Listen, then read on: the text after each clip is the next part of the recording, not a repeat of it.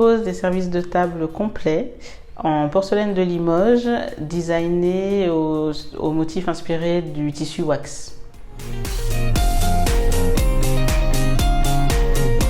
J'ai un parcours assez classique, j'ai fait un BTS assistante de gestion, PME-PMI. J'ai été salariée pendant plusieurs années, je suis passée par de grands groupes comme Engie ou Nestlé. Dernièrement, j'étais cadre dans un fonds d'investissement et j'ai toujours nourri en fait cette passion pour l'art de la table grâce à mon père. C'est lui qui nous a initiés un peu inconsciemment. Et cette idée m'est venue en fait durant ma troisième grossesse. Et j'ai commencé à peaufiner mes croquis et vu qu'il y avait un réel potentiel. Et quand j'ai mis le nom sur la société, ça a commencé à fuser dans tous les sens. Ça allait très vite. Alors, il y a eu différentes étapes.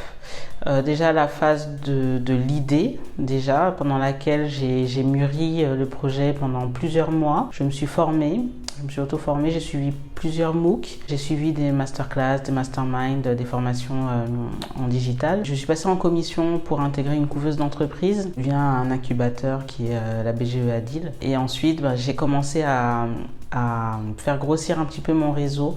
J'ai commencé à me faire accompagner et j'ai décidé de mener à bien justement ma société et d'aller au bout de ce projet. Voilà.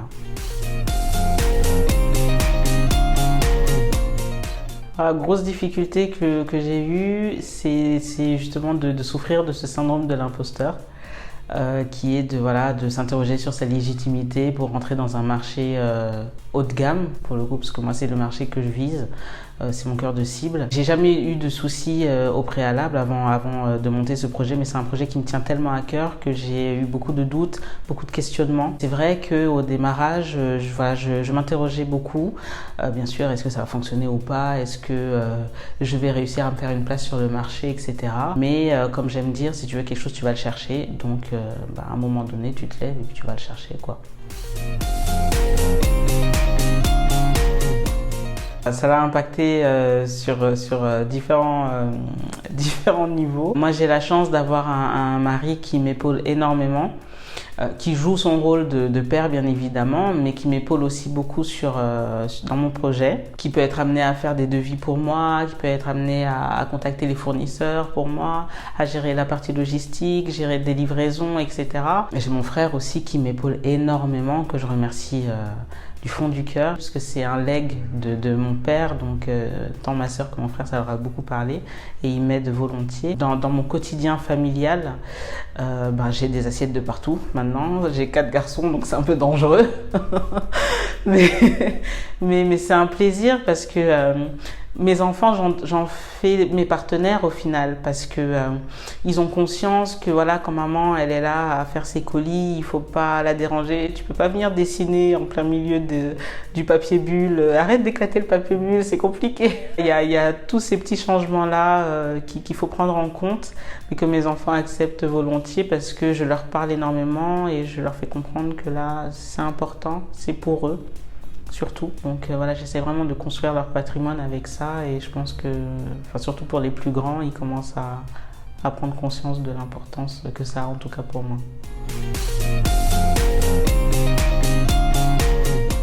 La journée d'Absa est très chargée parce qu'effectivement, j'ai des enfants qui demandent du suivi, etc. Le matin, il faut préparer les 4. Il faut préparer les 4, mais bon, comme j'ai dit, Daniel m'aide énormément. Daniel, c'est mon mari. Il m'aide énormément là-dessus, donc il faut les déposer à l'école, aller éventuellement les rechercher s'il y a des rendez-vous qui se greffent au milieu, venir sur Paris faire des interviews comme chez Iwo, gérer les livraisons ou avoir des clients au téléphone qui ont reçu malheureusement une assiette cassée sur le colis, il faut aller changer tout de suite parce que voilà, il faut gérer aussi le service après-vente qui est extrêmement important. Aller récupérer les enfants, venir faire un peu le ménage à la maison, retourner à un event parce que je fais beaucoup d'activités de réseautage. Voilà, donc mes journées peuvent être très, très chargées, je peux rentrer facilement à 23h, minuit. C'est le jeu.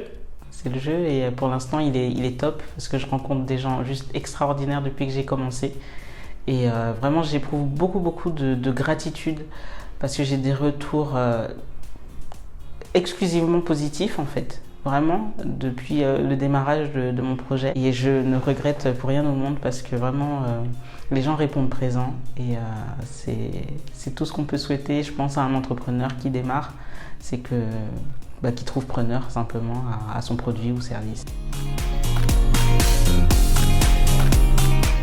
Il ne faut pas lâcher, quel que soit le projet, quelle que soit la teneur du projet, il faut s'approcher des bonnes personnes.